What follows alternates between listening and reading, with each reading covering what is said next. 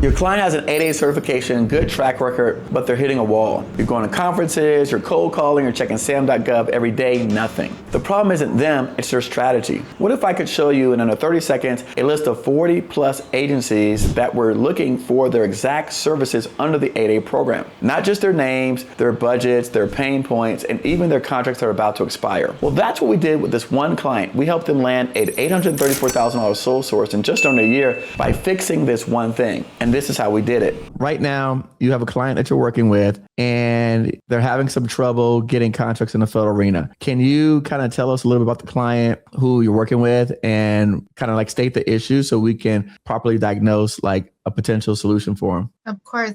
Thank you, Eric, for having me on. I appreciate it. So I do have a client that I'm working with currently who has been very successful in state contracts and city contracts. Okay. And he was advised to get his 8A without having any federal performance. In the city and the state, he basically is a distributor.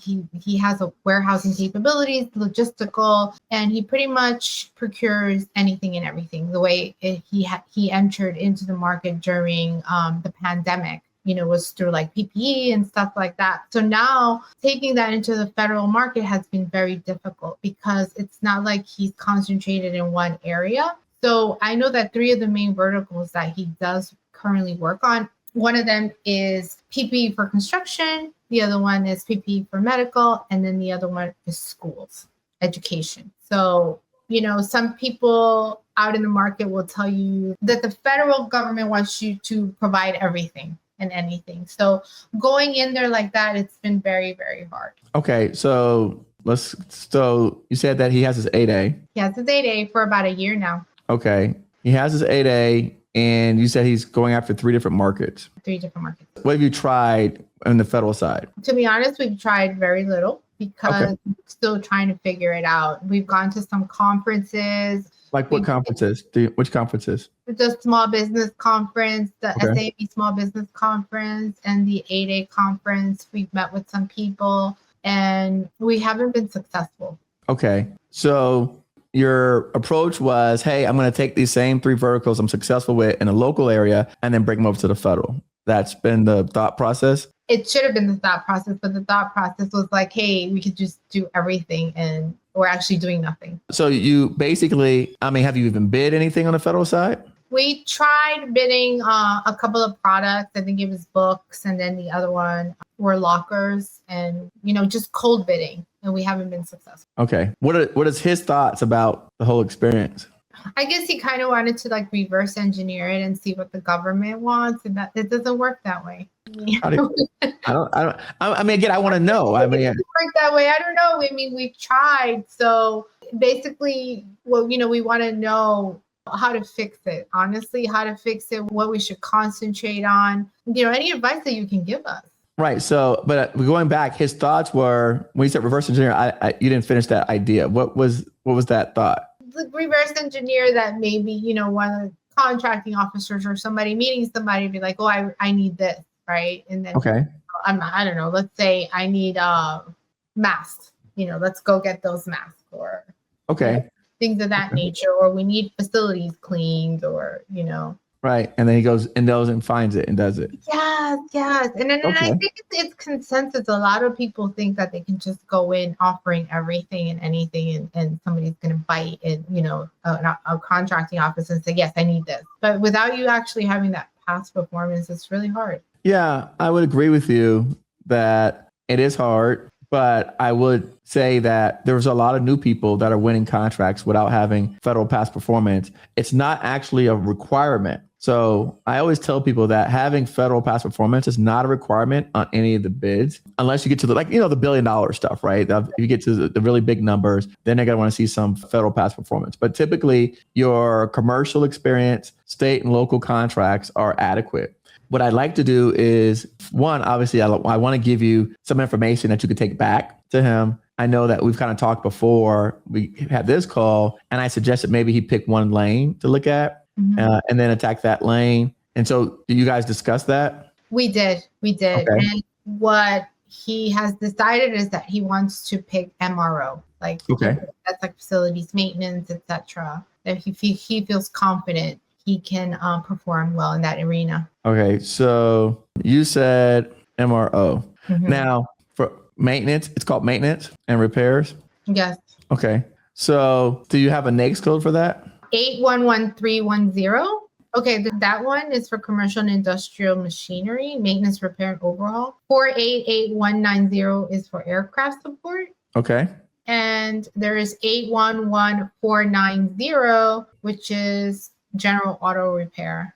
Okay, so those are the three you guys decided upon. Correct. And then his zip code? It's 07030. All right, now he decided on maintenance operations. Cool. All right. Does he have the ability to execute that work? I mean, he does. And he's already currently working. He works a lot with New Jersey Transit Authority and also the airports. And he's also working with Alstom, which is like the biggest transportation company or train company in I think globally. Right. I mean, you're telling me who he's working with, but is he doing that kind of work? He is doing that. So that's good. So he's got someone that can execute on the work. So what I like to do, particularly he's 8A. So one of the things that I don't think a lot of people realize with 8A is that what you're starting to realize is that your state and local experience don't translate and help you with the federal side. And so what I mean by that is not that it doesn't count for bids, but how you got to winning contracts is not the same process to how you're going to win contracts in the federal arena. Right. And that's where people mess up because they're like, oh, I'm going to do the same thing that I did to get state and local contracts in the federal government and it should work the same. And it doesn't. It doesn't even work like that. So the first thing that I always do with all of my 8A clients in the past is I always like to do market research. Okay, let's look at his NAICS codes. Let's look at his zip code in the areas around where he works and see which government buyers are there in those areas. We'll go through some of those exercises. So let's start. So your guy is at 8A. I'm going to choose one of your NAICS codes. I'm going to choose the first one. Okay. And then your zip code. Okay. Now, one thing about the government, most of the time, the biggest buyer for most of us is always going to be Department of Defense, right? Army, Navy, Air Force. However, they are the most challenging ones to work with as a new company. Okay. So when I built this tool, I put on here where we can exclude these agencies and only focus on civilian agencies, right? So that way, like really, I always encourage people to start with the areas in yellow, but I'm going to just look at all of them just so that we can have all the information. We can always go back and focus on it later, but I'm going to pull up everything so you can see. So here with the first NAICS code, okay, you can see here, there's 40 agencies that match that are buying that code for 8A, 40. Mm-hmm. Now, we just picked one code. Right. We have 3. So here you got Department of Veteran Affairs, Aviation and Missile Command, the Coast Guard, National Institute of Standards and Technology, Institutes of Health, Park Service, FDA, NASA. So you can see Bureau of Prisons. So you can see here, I mean, the Veterans Affairs seems to have done the most contracts, Coast Guard, 35 contracts. You can see the count of contracts. So I don't like to just look at only the dollar amount, because you could have a big dollar amount, and if they gave out to one company, you don't have a chance. So the other thing I will say is when you're dealing with like Department of Veteran Affairs, they typically like to go to veteran-owned businesses. So if I was not a veteran, I would exclude them in my market research just because I'm not a veteran, right? That makes sense. So here, the Coast Guard, there's some opportunity for him. NIST, there's opportunity, right? So they've, here where they've had like double-digit number of contracts, there's opportunity there. So I'm just going to pick those 4 for now. Okay. Oh, this is amazing. This is your tool? Yeah, I built it. Yes. Because I keep saying this is the struggle that everyone has when they start is how do I find, who should I be talking to about my solutions? So I'll show you, I built it with me in mind. So I grabbed those 4 agencies. Just again, this is your first code. Okay. And so you can see here listed the forecast is by state. All right. So let me just show you really quickly what I did, because again, this is a process that used to take me 4 to 6 weeks to do of gathering all this information before we could ever start talking to like government clients. Yeah. 4 to 6 weeks. Yeah. Because I like to do thorough research of all of the government buyers, so I know who to specifically target and who should I be attacking.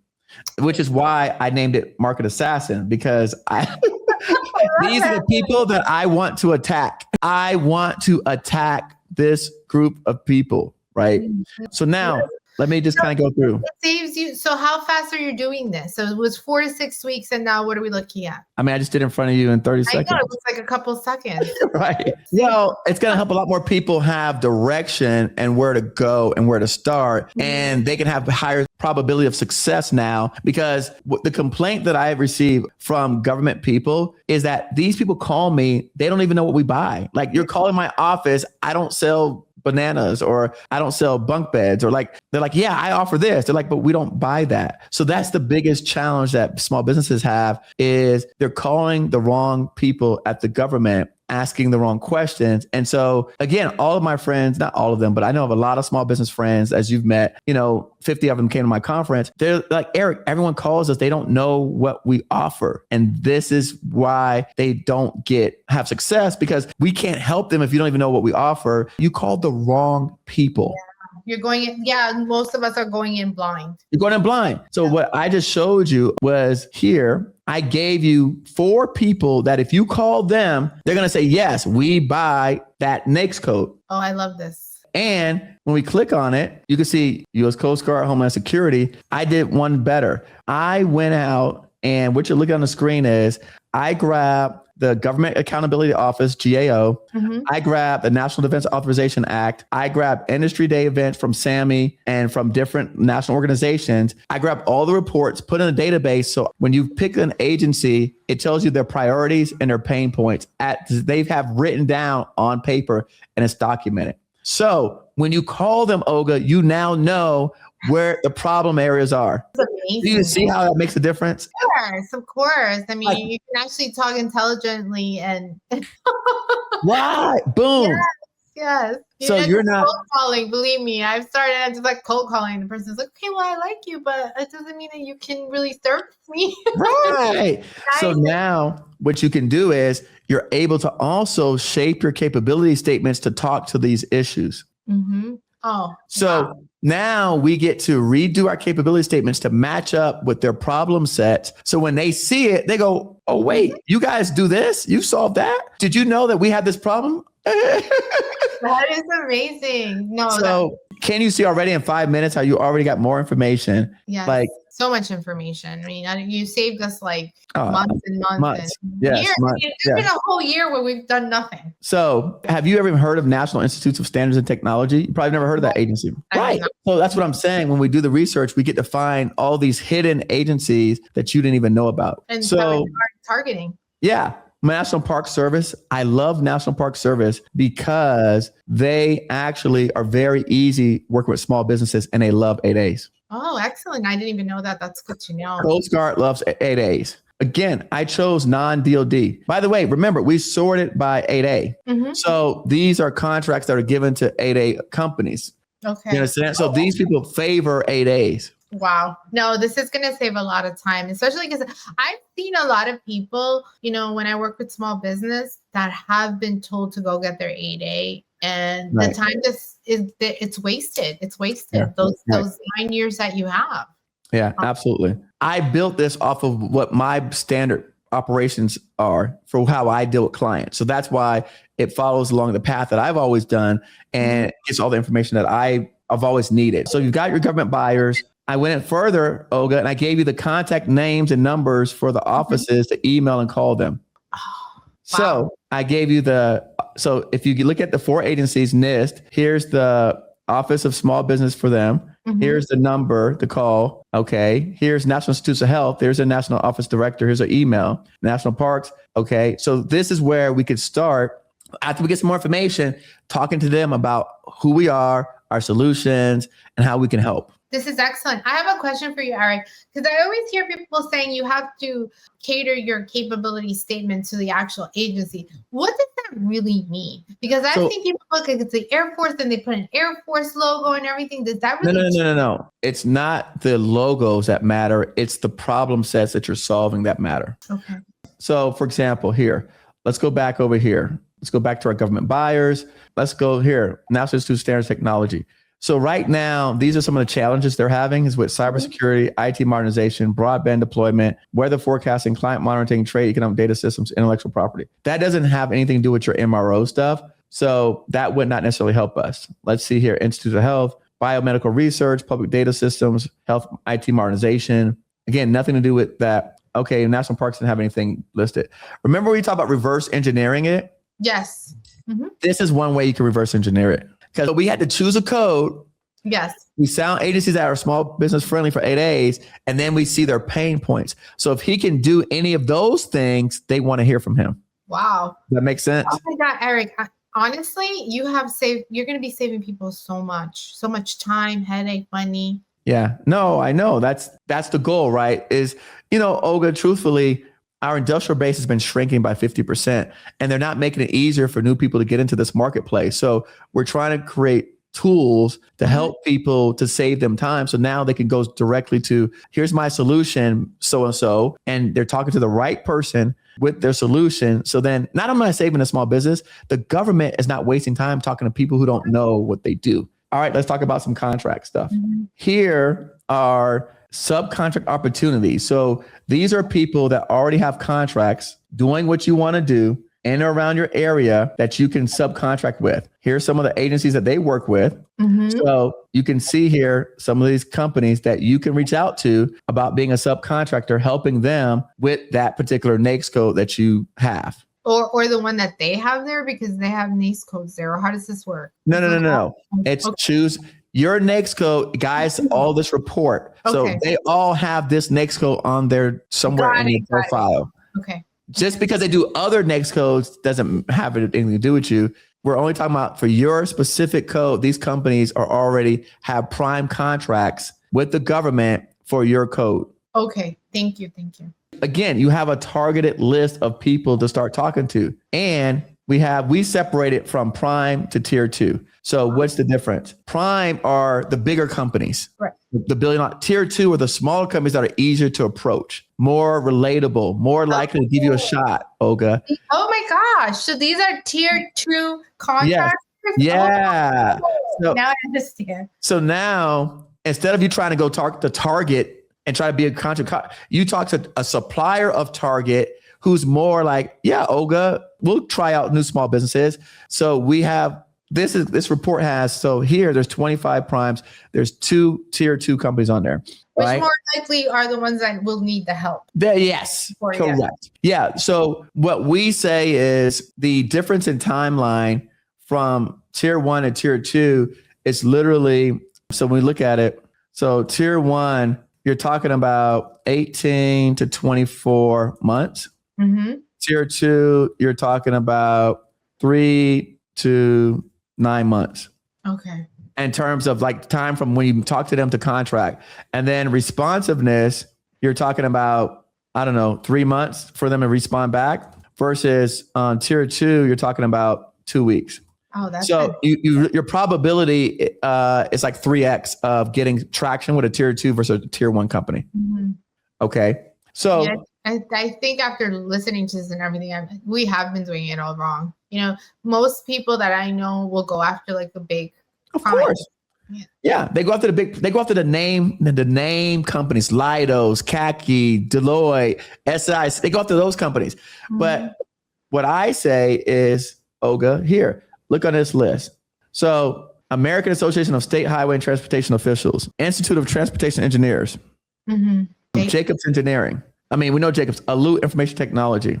Just trying to because the websites are so convoluted and so difficult to navigate that what I did was I just want to simplify it to give you a couple options to pick from. And now you get to see like the full list. So real quick. So we went through, so here are tier 2 subcontractors. We're going through, right, the differences between the tier 2. So this is IDVs. Now, IDVs are a contract type, which is where the government favors like the bundling of contracts. So one of the things that a lot of small businesses don't know is that only 5% of opportunities are on SAM.gov. Mm-hmm. Yeah. 50% are under what they call these IDVs or task order contracts. Okay. So if you think about it, if 50% of all the opportunities are here, if you're not looking at that, you just closed off yourself to 50% or more of potential opportunities. That's a lot. These don't have to be on SAM? These are not on SAM. On SAM, okay. They don't have to be. They're not on SAM. They're not on SAM, okay. Yeah. So let me just I'll show you. I'll pull up a chart to show you what I'm talking about. But no, these are not on SAM. So literally, when we're looking at contracts, I always tell all of my customers, in fact, my customers, Olga, I'll go one step further. They tell me, Eric, I'm not hiring you to go find me stuff on SAM.gov. I'm hiring you. Yeah, because it's public. They go, I'm hiring you to find me the other contracts. Makes sense. Yeah, it makes complete sense. So go ahead. You're going to ask a question. Yeah, that indefinite, that word indefinite, right? I've seen it in a lot of contracts and everything, and I think it confuses people. I remember having a friend was like, how can I quote this? It's telling me indefinite. Like, I don't know what I'm selling them, how many they need, etc. So that's a very good question. Let me just kind of pull up the screenshot so you can see here. But this is what I'm saying. So when you look at this chart, you see here SAM.gov, that piece of pie. So small. Yeah, exactly. And then when you look at that versus, right, task orders down here below, and then you look at sole source and task orders make up 75%. Are you able to explain to me task orders? Because I thought task orders are from the contracts so if somebody's on an IDIQ and then they set up, then there's task orders, then they can bring in a new sub for those task orders, or how does that work? That's exactly it. So going back, you're right. The task orders come from IDIQs or IDVs.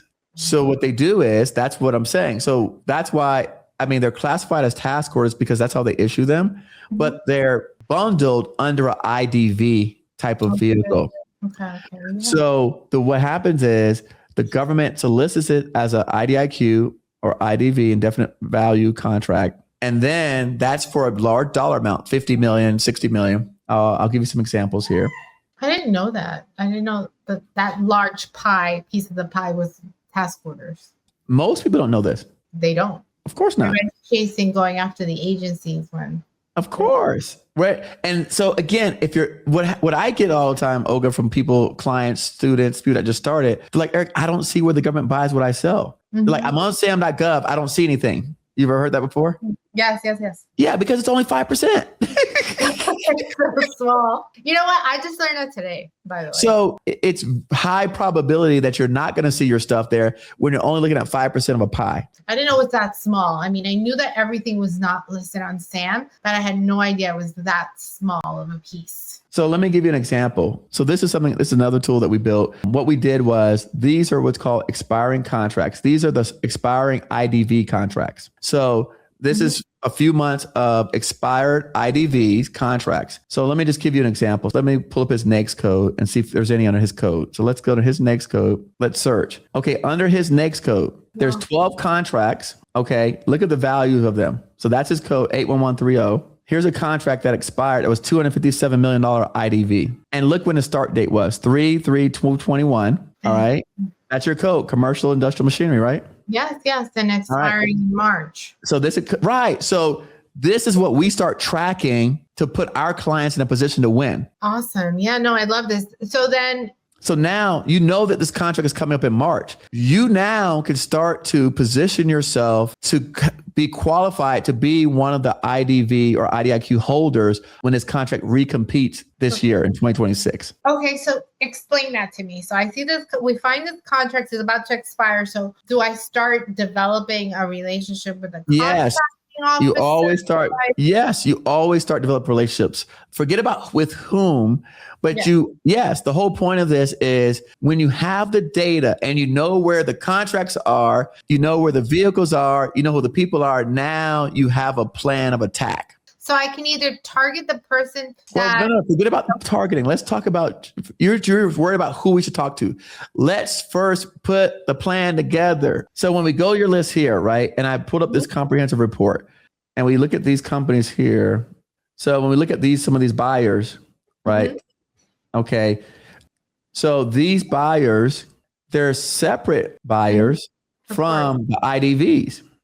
Oh, so another area where we can find contracts. Yeah. Another area where we can find contracts. Again, remember, you have SAM, and then you have the task orders, then you have sole source. Mm-hmm. So if you're not looking at all the pieces of pie, you're doing yourself a disservice. Yes, of course. That makes it like, is it starting to make sense? It makes sense, absolutely. And I can see how much easier. I mean, none of this is easy, right? Everybody has to put their work in, but right. Yeah, no, it will facilitate and help simplify it. Yeah. So again, I put in your code on the expired contracts. I have a list of 12 here. Mm-hmm. Okay. This one comes up for renewal in February. This one comes up for renewal in May. These are the companies that won it. Here's some smaller ones. Again, now this one's at Puget Sound Navy Yard. I don't necessarily know the areas. This one's Hawaii. So I don't know if he can necessarily qualify for all these. This is Norfolk Naval Shipyard. But what I like to do is for my clients to give them all the information. And then we sit down and we look at what is realistic for us to go after and pursue. But now you can make a strategic plan as opposed to throwing stuff at and see what sticks. Yes. But here again, this contract is $44 million. It's with GSA, and this is the award ID. This one expires. So you were asking me how much of it, and you said you didn't realize. I'm giving you an example. This is $77 trillion in IDVs, and this takes me through September. So and you got up so fast. Well, yeah, we built this. I know it's your tool. Yeah, we built it. Yeah, no, it's amazing. I had a question. So then after this, we would set up a strategy for him and everything. If I can ask a question, I don't know if I'm like going too fast. Sole source, like how does an 8A get sole source? I mean, have you ever seen an 8A get sole sourced without having past performance? So one of the things that I keep hearing you say is not having past performance. Okay. You've said it like 3 times. And I keep saying he has past performance. Right. I mean, past performance in the federal government. And I'm going to say this again. Past performance in the federal government is not a requirement. I don't know where you got that from. If you look at solicitations, it does not say you only have to have past performance from federal government. This is a big myth that a lot of people keep carrying around with them that weight. Yeah, so I have to erase that out of my mind. Yeah, erase it because that is not a requirement. Understood. So to answer your question, I can get anyone a sole source in a month or 2. Wow. That's amazing. I have all the information about who I'm supposed to be talking to. You don't have the information. So you're calling everyone in the government trying to figure out who does what. I am calling the people that spend with 8A. I know their priorities. I know their pain points. I have their information. I can make my capability statement talk to that. I can make my LinkedIn profile talk to that. So when they go back and they see me on LinkedIn, they see my capability statement, they hear from me, they see me at an event because I'm going to go to the same events they go to. I'm their person. My company is who they want to work with. Yes. No, I love the strategy and everything. And I mean, everybody knows you as, you're the OG. I know I didn't say it's not about me. You mean anybody? No. It's not Eric Coffie. Anyone who does this, if you call an agency and you know their priorities and their pain points, they're going to talk to you too. Yes. It has nothing to do with Eric Coffie. Okay, let's forget about Eric Coffie. It's just positioning our client, positioning the person. We've never called none of these people on this list. Yeah. No, we haven't. We haven't called anybody yet. So it has nothing to do with me. It's calling them and sounding intelligent and knowing where their struggles are. This is why we put that information there.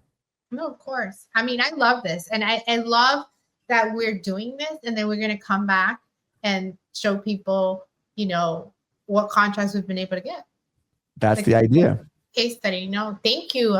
Thank you for showing me everything. So let me get through it. So again, IDVs, right? Going back to, these are specific to you and your codes. Okay. These are some of the outstanding ones that, again, if you wanted to subcontract with some of these people, they're the ones that are currently holding the contracts. So when we look at our chart, you're going to have to, if you want to break in, you may have to sub because there may not be any active solicitations right now for you. Which is okay. Yeah. So, but you have a list of companies here who have active contracts that, again, if you call them up and you talk to them, you know what their contracts are for. Look, mechanical elevator maintenance in New Jersey. Okay. Maintenance contract, Broadway, New York. So again, what my tool does is it takes your zip code and it goes out to surrounding states. Mm-hmm. I think this tool is fantastic, Eric. Let's keep going through. Yep. Let's not focus on the tool. Let's focus on getting your client information so we can make a result. You know, I'm not here. I'm only showing you what I'm doing. Let's focus on the client. So similar awards, right? So again, these are similar types of contracts. This one was awarded last, 2024. So again, you can see the agencies who've made similar awards to what your guy buys. Great places for him to start to have conversations with. Tribal contracting, that is a list of tribal companies that also buy the same services. So great place to find the tribal companies. They're just like any other corporate company. You can subcontract underneath them. But they happen to get a lot of federal work. So they make great partners because they are small businesses and they have a lot of federal projects. So again, for those of us who may not be interested in doing business development, it's like, look, I just want to deliver services. This is a great place to go. I've heard sometimes people having a hard time getting into the tribal. So people have a hard time with everything because...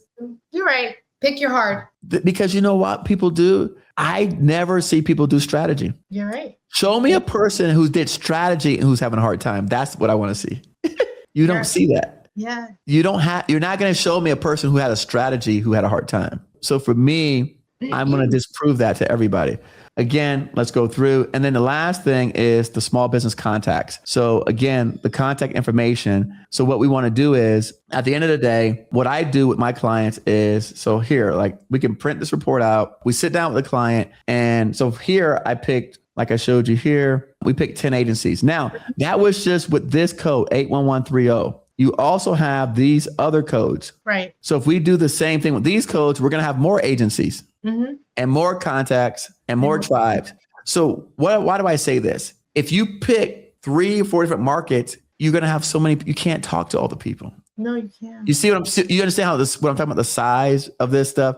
If you were to try to say, I'm going to do products, PPE, construction, maintenance, and then I'm going to do cybersecurity, you're going to have thousands of people to talk to. Yeah, no, and you get burned out. You can't possibly talk to them. You cannot have a good pulse on the marketplace for that many people and that many groups and that many offices and that many pain points and priorities. So when we talk about how do people get sole source, it's pick one. I just gave you a thorough report with all the offices. You've got 20 offices, 25 primes, 25 IDVs, 30 subcontracts. You got all this stuff to go after. You can't tell me if you do all those things that you're not going to have success. I'm going to just take these expiring contracts. So let's pick your other NAICS code. So under expiring contracts, your first NAICS code, we found 12 contracts. Okay, let's pick this other NAICS code. Okay, under this 488190, there's 35 contracts that are expiring. Here are the winners of the contracts. Here are the dollar amounts. South Texas Lighthouse for the Blind Foundation. Okay. So again, this is all DLA troop support. Here's another GSA FAST contract. This is Air Force Life Cycle Command contract. Okay. So again, go ahead. I have a question. GSA, do you necessarily have to have a GSA schedule? So you do not have to have a GSA schedule to get a GSA contract. They're not related. What I always tell people is I let my market research guide my decisions. So when we looked at your list of government buyers here, GSA did not come up on my list. So why would I get a GSA schedule if GSA doesn't follow my list of government buyers for my NAICS code? Of course. Yeah, no. But at some point you spoke about a GSA. I don't know if it was the other list. No. I pulled up for the second NAICS code. Got it. So remember, you gave me 3. So on your second one, but guess what, Olga? Out of 35 contracts, there was only 1 from GSA. Is that worth getting a GSA schedule? I mean, let's do our math here. No, I know. It's not worth it. We put in 2 NAICS codes. We found 1 GSA contract out of 2 different NAICS codes. But in fairness to all the people listening and watching, you would not have had this information if you had not been able to use the tools. So you would, like you said, you would think or assume presumptuous that, oh yes, I need GSA. But when we just pulled up the research, we saw one GSA contract out of 35 opportunities. How about we start with the 35 first? You're talking to people who sell you certifications, who sell you registrations. You're not talking to people who sell you on strategy. Huge difference. I'm serious. Yeah. I did not say you don't need GSA. I said, what does the research tell us? Now, we could go through the other two NAICS codes, and maybe on one of them, GSA pops up, GSA. And you're like, boom, you better get GSA. Yeah. But it's not necessary, especially if you're just starting. It has nothing to do with starting. Okay. It has to do with what the research says. The market, yes. It has nothing to do with starting. It has to do with what the research says. Nothing to do with starting. I don't care about that. I let the research. If I'm brand new, Olga, and all my buyers are GSA, I have to get on GSA. GSA, yes. It doesn't have to do with how much experience I have. It has to do with where are the people that are buying my services. I want to keep defaulting back to that because this is where new people mess up. They listen to rhetoric. Yes. I'm giving you data and you're still trying to go against data. No, I'm not going to go against data anymore. But you're right. That the past performance, the GSA, I mean, those are all just words that people throw at. You go to conferences and they're like, oh no, we can help you with this, or we can even a certification, right? Because I've done certification, I help people, but I always tell people like a certification is like a gym, a gym membership. If you don't go and work out, you're not gonna see the six pack, right? And if you get a certification, it doesn't mean you're gonna get a contract, right? Absolutely, I agree, 1000%. Put in the work. You gotta do the work. So let's real quick. We're going to do this. I'm going to do one more here. Okay. I'm going to put in this other code real quick, just so we can get some different results for people watching. And then we'll talk about, so I'm going to put in that other code to 48190. And I didn't put in AA this time. I just put in general small business. And I did that so that what we could do is we could expand our search area, because if we're only looking at 8A contracts, you're limiting the amount of organizations you could target. So I just put in small business, right? So that I can have a bigger group of people that we can talk to. Because if you're only talking to 8A, people that do 8A, I mean, they're great to start with. Like if they do 8A, they know 8A, it's a great starting point, but you have many more people if you expand and look at just small business in general. So look at this. The first one on this list happens to be GSA, but it's only 2 contracts. Got it. It's a big contract. They're big, but there's 2.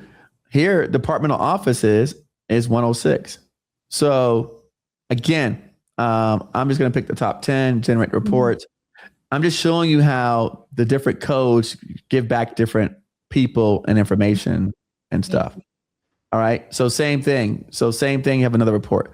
So what I do next, so we have the reports. So we generate the reports. We have this stuff. So then I put together a game plan, which is we look at our buyers. We've got the past contracts. So the next thing I do is I go pull up the forecast list. So I look at my buyers here from the government, like Naval Air Systems Command. And then I go look up Naval Air Systems Command forecast list. Okay. And then I'll go find their acquisition forecast. Okay. And then what I want to do is once I have that information, I will know what products they have coming up that are in alignment with what we do. And then once I have that information, so here's some acquisition forecasts. You can see them here. Naval Sea Systems Command is one of our lists. Office of Small Business. Okay, they have this industry day that was 2023. That's old. Let's see if I can find the list. But either way, so they have this small business vendor registration form. Cool. I mean, again, now that you know that they're one of your buyers, then you can do all this stuff. Yes, right? Absolutely. I'm sorry? They hide these forecasts. Like maybe that's another tool you need to do.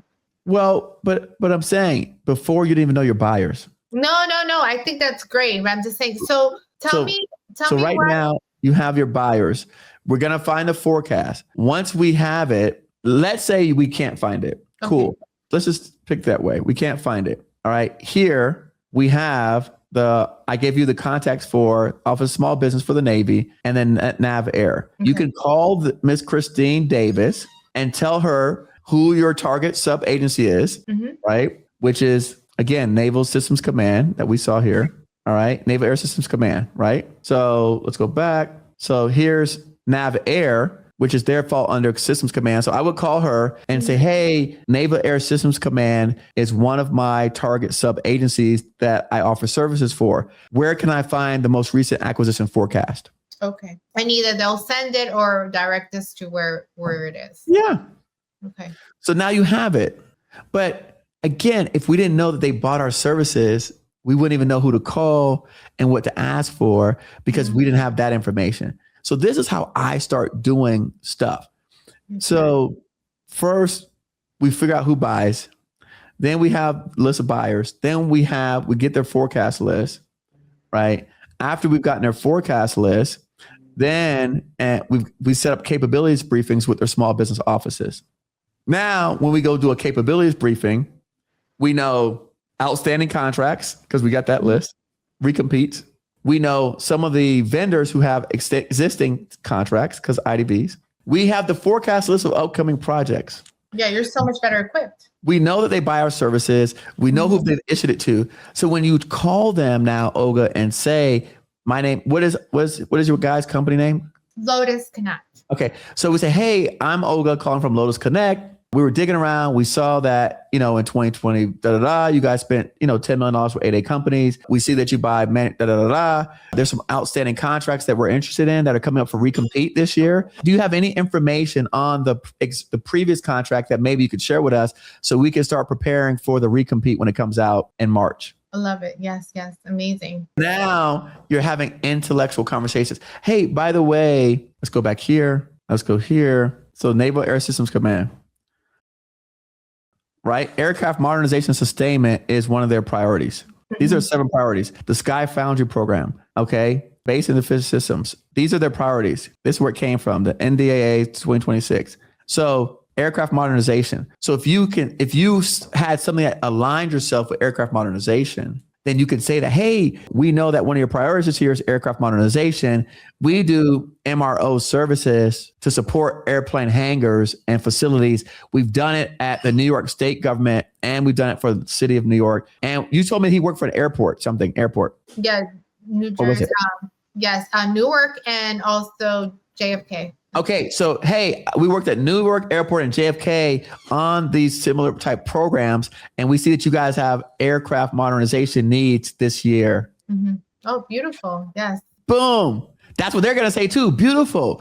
You see how I just connected the dots for you by looking at what you gave me on our call, what their priority is, your NAICS code, and how it all aligns. So when you get on the phone with the person and you say that, they're going to be like, no small business ever calls us like this, Olga. By the way, we happen to be 8A. Mm-hmm. By the way, that was not my lead-in.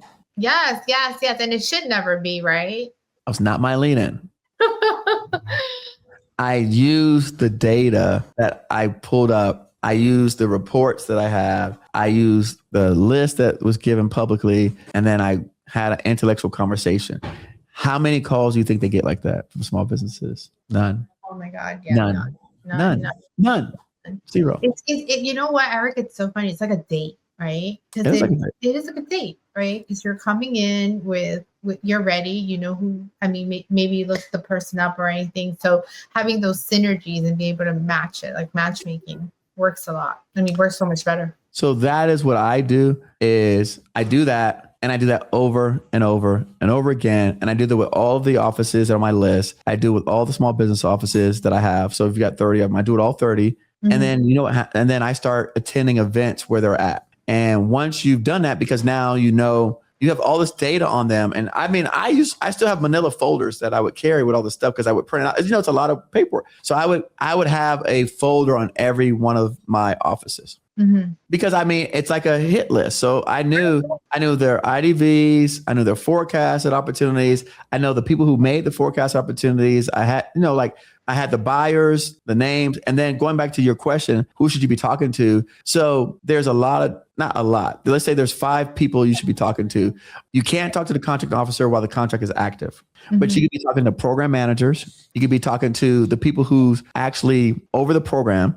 You could be talking to the end user, which is the entity that's receiving the services. You could be talking to the small business person that we just mentioned. You could be talking to the person that is putting together the scope of work for the next year's projects. And what's usually their title? They have different titles depending upon the services that you offer, right? So for us, like when I do construction, we talk to engineers, you know what I mean? Because the engineers are writing the scopes, right? So I have a list of that in our last boot camp. We went over some of the different titles that they have it based on the different areas. I didn't memorize them, but there's titles of different job roles. But again, going back to, if you just keep that in mind in generic terms, you can then know who you should be looking for, right? In terms of speaking to. So that's what I would be doing is, and when you do that and you have this much information, you're going to be ahead of 99.99999% of people. Absolutely. I feel like I'm ahead already because I'm always focused on SAM. I'm always focused on contracting officer,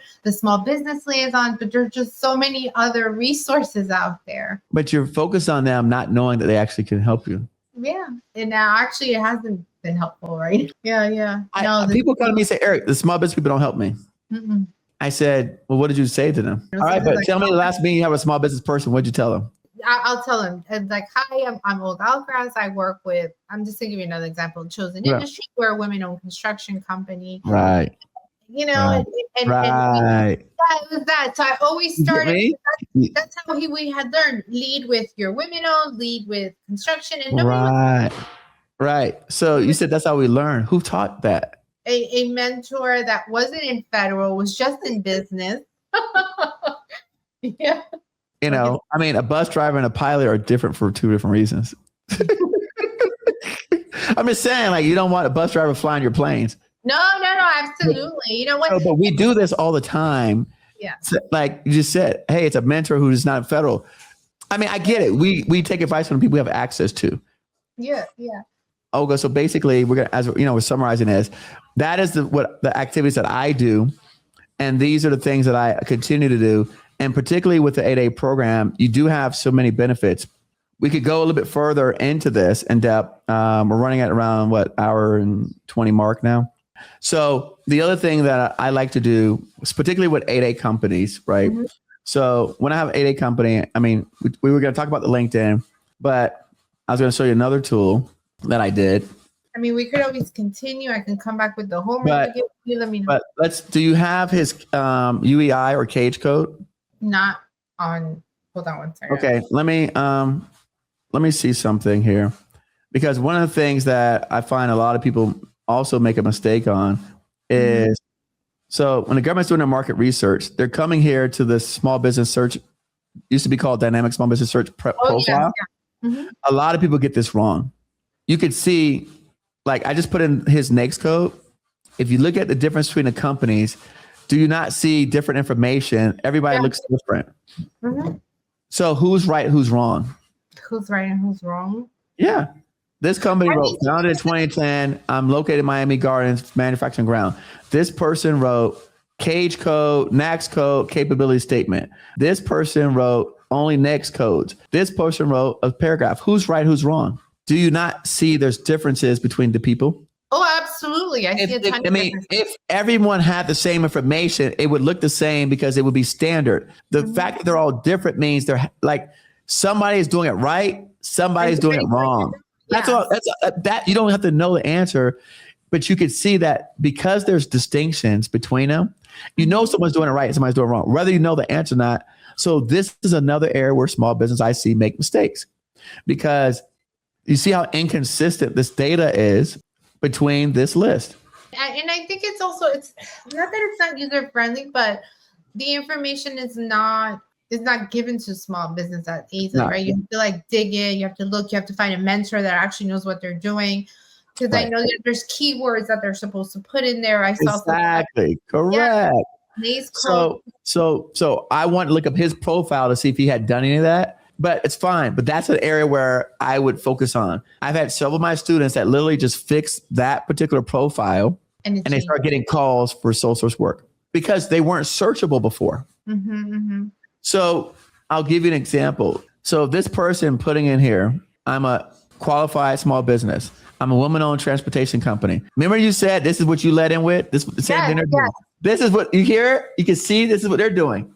You see it? Yeah, no, absolutely. They still advice and they think that that's what's going to make them pop and people are going to put them and it's not. Now, this person, they wrote keywords with commas in between. So someone taught them because now that's searchable. Okay. You would not search minority owned women small business. We're excellent and we have competitive rates. I'm pretty sure she has no contracts. I don't even know her. No, I know. And then the other one, I'm reaching out to introduce my company. Right. You see, but this is, I'm not picking on anyone. I'm showing you this is the issue that we're having. And when people say I don't get any calls because you're writing it like a letter or an email or something. And this is a searchable database that people are searching for keywords of how to determine what small businesses they should be talking to and considering for market research opportunities. This is the government's database for market research. So this is the second thing that I do with my clients. I fix this right away. I look at companies who are successful. I literally just copy their same words and put on my profile. Okay. Because they already know what words the government's searching. So since they know it, I just take their same words, put it on the government on my profile because it's keywords. It doesn't matter. Yeah. If you're doing construction, design, build, design, bid, build, right? Facilities, like those are keywords. Yeah. You don't put, I own a construction company in Baldwin, New York. We've been in business for 24 years. If the government's searching for design build, you are not coming up. Seems crazy. No, I know. This is where we mess up. So that's the second thing that I do.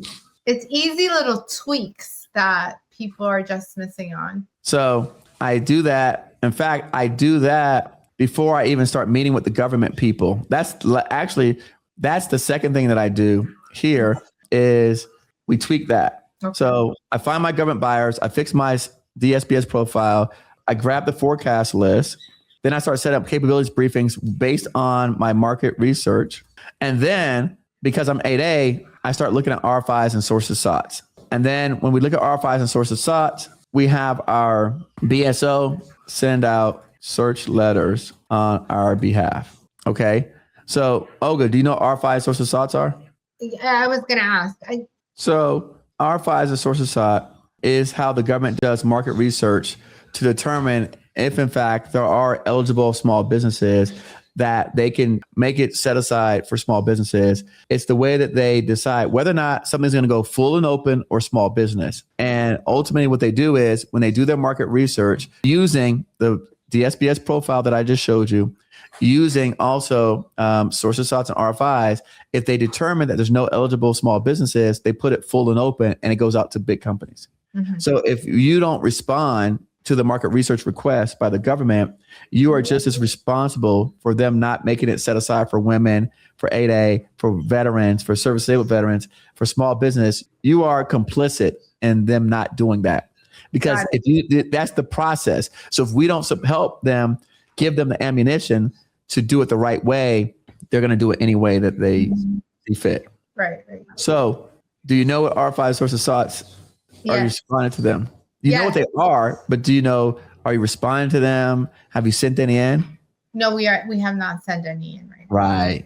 So again, that's another area that you've got to focus on because with the 8A program, particularly what it does is the RFIs and sources sought, you have an added benefit where you get a BOS, which is a business opportunity specialist. You're familiar with that? No. Okay. Okay. So that's another thing. Okay. We need to set up a meeting with them. So basically every 8A company receives a dedicated business opportunity specialist focused on helping your firm grow and accomplish your objectives. If you're not talking to them, you're not doing 8A right. Right. No. So has that been their title always? BOS? Always. Okay. Yep. Okay. Because we are speaking to somebody, but I didn't know that's not the title they go by. So then you're not speaking. That's their official title for the person who's assigned to help you in the program. Okay. Particularly in the 8A program, When we do RFIs and sources sought on SAM.gov, okay, you just go on SAM and you can search one of the search terms under contracting. You can look here and you can see, oh, it's under simple search. I gotta change it. Oh, contract opportunities, notice type, sources sought. And then we could search for your boy's NAICS code. Let's see. All right, boom. All right, so here are sources sought with your guy's NAICS code directly. So what he's supposed to do is, if he's interested in this opportunity, he's supposed to respond back. This is due January 21st. Again, Department of Interior, which we love them. Remember, I said they're easy to work with for small businesses. Yeah. We love 8As. Send this information in. Okay. Contact Jerry Wall, send it in. And then what you do is, once you send in your RFI, your business opportunity specialist then sends them a letter after you saying that you are qualified and capable of doing that work. And would they be think about setting it aside or sole sourcing it to you? Got it. Oh my God, this is amazing. Okay. How do we get the sole source? This is how we get the sole source. This is how you start to get your sole source work.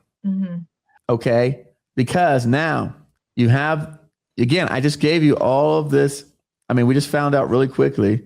There's 31 of those kind of contracts for your NAICS code. Again, you got 3 NAICS codes. This is literally sources sought that are open right now, active. So we go back to this chart and you see sole source, 25% of the work. It's because someone did this. They did an RFI. They turned it in and sent it to their BOS, and they sole sourced it directly to them and never went back on SAM solicitation. Oh, okay. Wow. You simplify it because like you said, a small business, you go out and you throw everything to see what you're going to get. And then nothing comes back. You didn't follow a proven system. No strategy, no system. No strategy, no system. I gave you a proven process, a proven system that I've done dozens of times. I could show the results. I got case studies from people that the same exact system I just walked you through. You do it, you will be successful. Guarantee it. I mean, you can already see how you cannot be successful, right? Like, no, I can see it. It's so clear. We increase our chance and our probability of winning because you have a targeted group of people. You have a conversation. You have the information you need to make decisions to give to the government to help them help you. We're not helping them help us. And so we go to the government like, help me. And you're like, okay, well, with what? To get a contract. Okay, where? I don't know, anywhere. Okay, Alaska? No, not Alaska. Anywhere. Doing what? Anything. So you want me to help you get a contract anywhere, doing anything? No, absolutely. We have to be respectful and courteous of their time and be mindful that they don't know everything either. So if you bring them all this level of research, they're going to be like, Olga, oh my gosh, you got to talk to Olga, even if they don't have any work for you. Yeah, no, you make their life easier. And it's an overwhelming area if you don't know what you're doing. Oh, it is.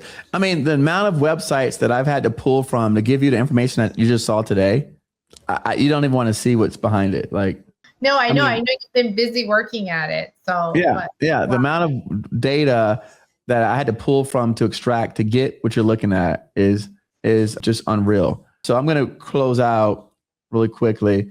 But I mean, here's one of the case studies of someone that I work with that we went through. And this company, basically a company out of Providence, Rhode Island, these were their NAICS codes. They had about 30 employees, had $5 million in bonding. They had past contracting experience as a subcontractor, but that also came from me supporting the previous 8A company that we subcontracted to them. But they did not know how to be a prime. They did not understand how the 8A program works. And then their BOS, who you just learned what it was, said that they could not help them. So literally the BOS, even though I told him it was, he's like, oh, that guy says he can't help us. He doesn't have time. They want to get no bid work. They want to get sole source and negotiated contracts. And they said they didn't want to get stuff off SAM.gov. I recommended to them find decision makers in Rhode Island and surrounding states, start building relationships with them. I start training them, commercial employees on federal processes. I start responding to RFIs and sources sought from the agencies that we wanted to work with. And essentially, their 8A was approved January 2023.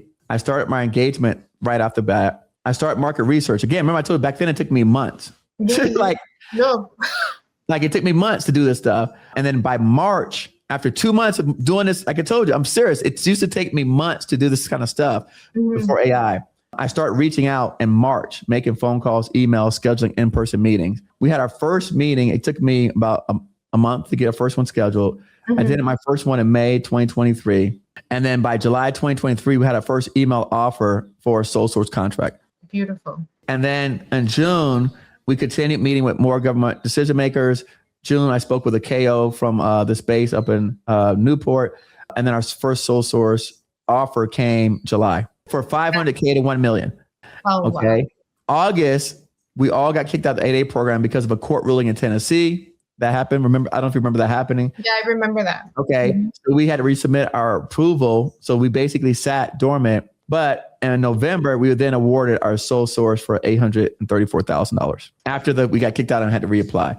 Okay. And then in November, we awarded another sole source for $134,000 with the Coast Guard. And then we got awarded our first IDIQ sole source for $4.5 million in April the following year. And then we basically just kept going from there. And so basically now 50% of their business was now federal work, and they had done over $9 million in contracts since that time. That's higher than when I did this report back then. That was literally, I put this together last year. Now we're probably close to 25 million. Huge success. Wow, it's fantastic. So if you ask me about how we could do it, this is how I could do it. And you know what I love? It's that it's January right now. And it was January when you started. So it was January I started with him. So we do the same thing. We could get him up and running, and he could get his first sole source in 6-7 months. But it should be easier now because I didn't have the tools. So I spent 2 months of research. I just gave you all of my research in this 1.5 hour call. You saved me 2 months. You saved me headaches. I'm going to send you an invoice when we finished. Okay. Send my piece. Just give me a check. But no, okay, listen, this has been great. You know, I hope that I was able to add some clarity, give you a pathway, and now give you some hope to be, much more successful with this client of yours. Yeah, no, honestly, this hour and a half that we spent together feels like I've learned, I don't know, like months and months of material. You crammed it, you simplified it, your tools, everything. I super appreciate this, and I want to come back with success stories for you. And listen, I look forward to it. So